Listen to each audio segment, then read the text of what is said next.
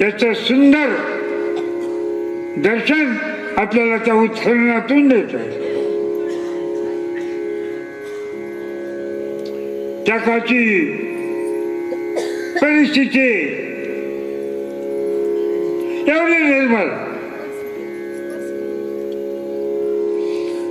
अहिंसा, सत्य, अस्तेय, अपरिग्रह आणि ब्रह्मचर्य या 5 गोष्टी इथल्या मानवी जीवनामध्ये होते. उत्खननातून जे अवशेष मिळाले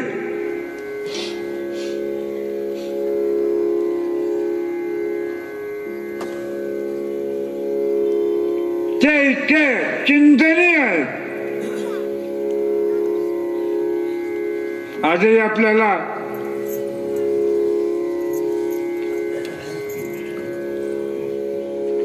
त्या हरप्पा आणि मोहनजोदारो या काळची संस्कृती, त्या काळचे मानव, त्या काळचे पशु आणि त्या काळची देवदेवता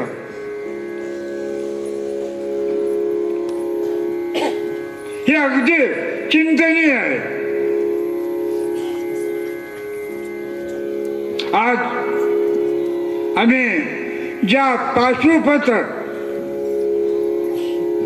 तंत्राचा अवलंबन करतो, शैव परंपरेमध्ये अत्यंत महत्वाचा भाग जर कोणता असेल तर तो पशुपतीनाथ.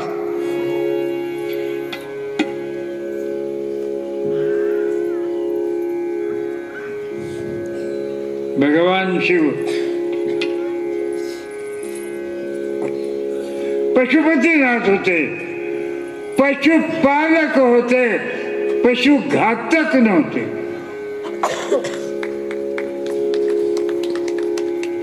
अहिंसा हे मुख्य तत्व होतं.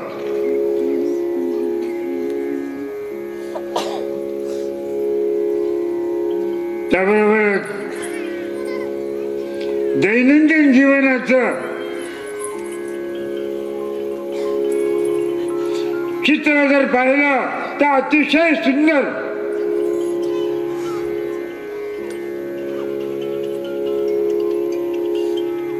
सामूहिक जीवन,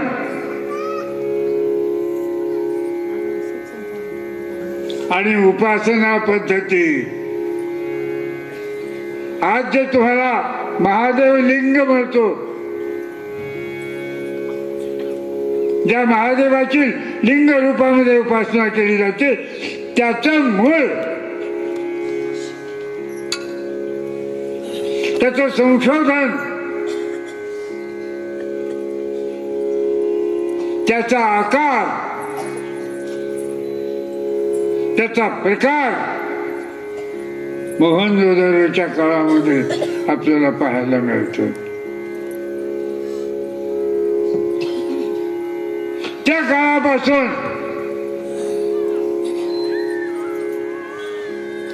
लिंगरूपी ब्रह्म शिवसनातन, लिंगरूपी ब्रह्म शिवसनातन, लिंगरूपी ब्रह्म शिवसनातन,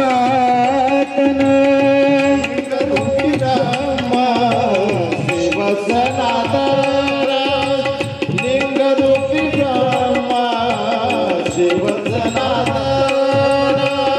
पवित्र पावन वेदवाक्य, पवित्र पावन वेदवाक्य, लिंगरूपी ब्रह्म शिवसनातन, लिंगरूपी ब्रह्म शिवसनातन, लिंगरूपी ब्रह्म शिवसनातन.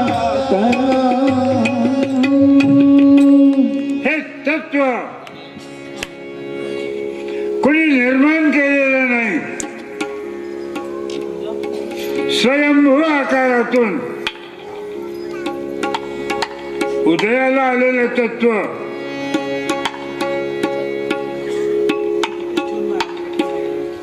त्याला नंतर आलेल्या आल्याने वेदाने स्वीकार केलं. खरं म्हणजे वैदिक काळामध्ये अग्नीची उपासना होती.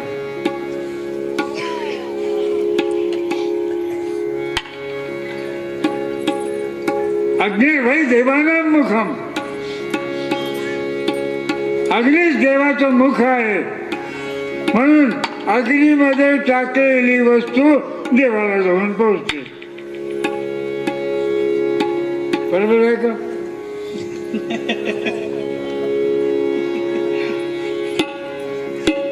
आणि आपली माऊली काय करतात माहिती का? स्वयंपाक झाला एक तुकडा घ्यायचा आणि चुलीमध्ये टाकायचा. बरोबर? आता चुलीच गेल्या. आता काय गॅसवर टाकतात की नाही मला माहिती नाही. परंपरा होती.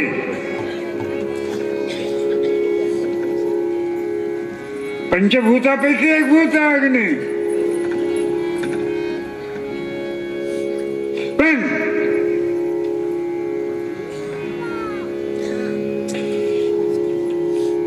त्या हिमकालखंडात अग्नीशिवाय जगता येत नाही. आणि हा माझा अनुभव आहे.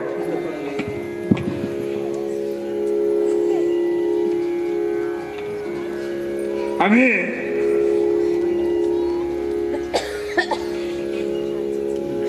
कुल्लूला गेलो.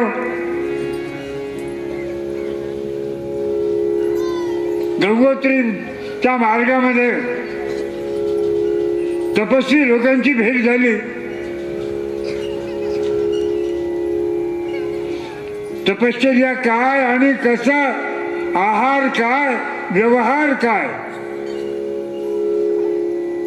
याची जाण प्राप्त झाल्यामुळं आम्हाला वाटलं की आपणही जाऊन तपश्चर्या करावी.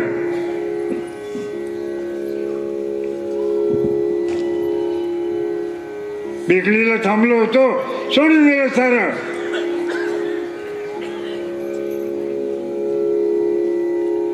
गळ्यात आमच्या इष्टलिंग होतं. बिल्वपत्राशिवाय लिंग पूजा होत नाही.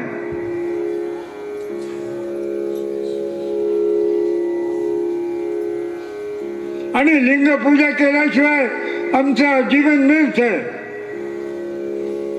आणि म्हणून आम्ही बिल्वपत्र वर घेऊन गेलो.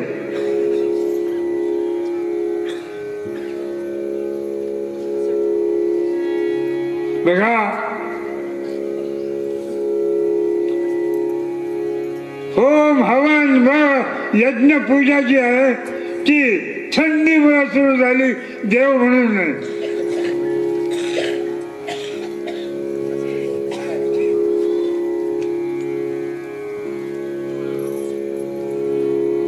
आणि त्या अग्नीला आपण सांभाळत राहिलो. आम्ही वर गेलो.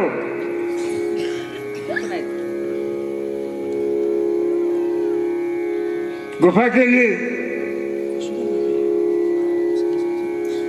थंडीमधून वाचण्याकरता समोर अग्निकुंड तयार केला आणि देवाद्वाराची लाकडं आणून पेटून दिली.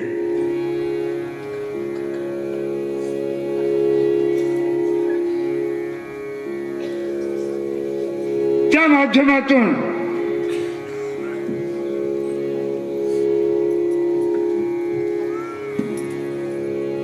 स्नान पूजा, इष्टलिंग पूजा, कारण लिंगवंतामध्ये होम हवन अजिबात नाही, अग्निपूजा नाही.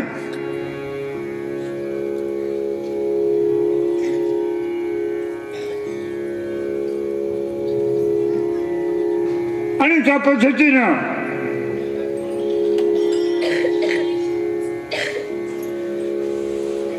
अग्नीची उपासना. अग्नी तेवत ठेवले तरच त्या हिमालयामध्ये जगता येतं.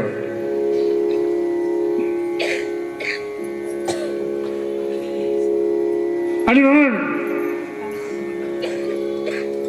हिमालयात असलेल्या आर्याने अग्नीला देव समजलं. मी कधीच अग्नीला देव समजलो नाही. पंचमहाभूत पृथ्वी, आप, तेज, वायू, आकाश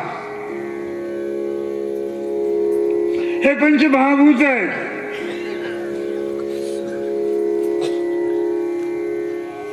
ते उपासनेचे नाही. पाण्याची पूजा करता का? भूमीची पूजा करता का? वाऱ्याची पूजा करता का? मग अग्नीचीच पूजा का करता? पंचमहाभूतापैकी एक भूत आहे.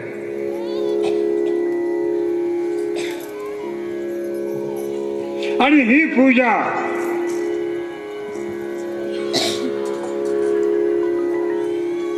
आर्याने आणली.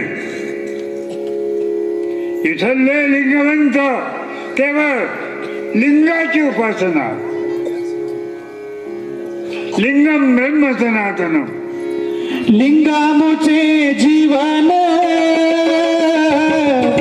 लिंगामुचे जीवन,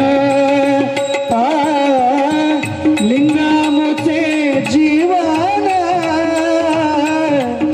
लिंगामुचे जीवन,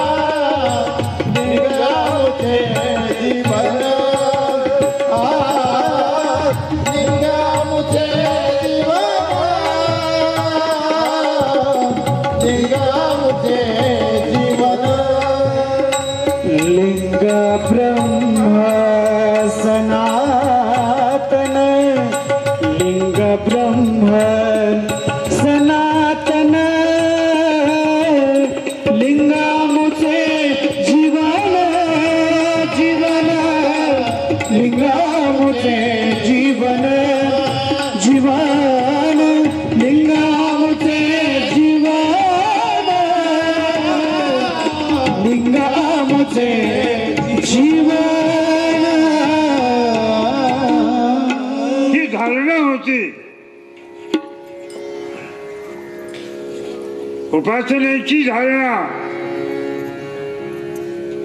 आदि लिंगवंतांच्या चिंतनातून ते ध्यान योगानुगता अपश्यम देवात्म शक्तीम सगुणे निगुणम. इष्टलिंगाची कल्पना फार सुंदर कल्पना आहे. उगीच घेतला आणि घडविला हे मुळीच नाही आहे. ते ध्यान योगानुगता अपश्यम.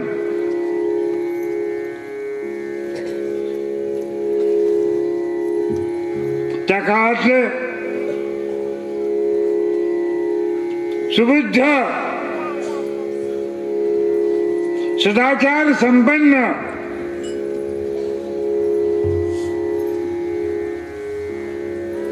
लोक भगवंत कसला आहे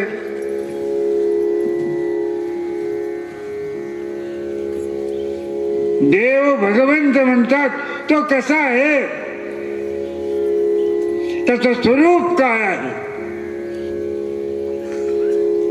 चिंतन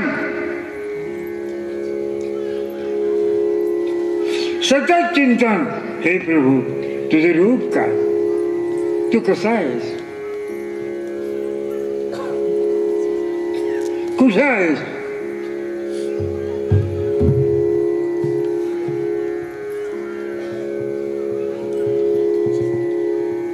कैलासाची ठाई नवसे वसती. कैलास एक गाव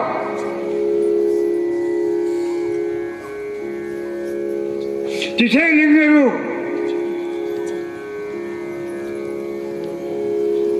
शिव होते. पण ज्यावेळेला विचारवंत ज्याने प्राणीमात्राविषयी आत्मीयतेची भावना निर्माण केलेली आहे, ममात्मा सर्वभूतात्मा, ही धारणा ज्यांची आहे ते ध्यान योगात.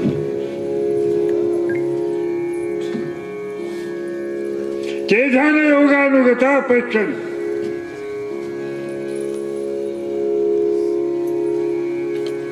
हळूच विचारतो तुम्हाला, तुम्ही करता का?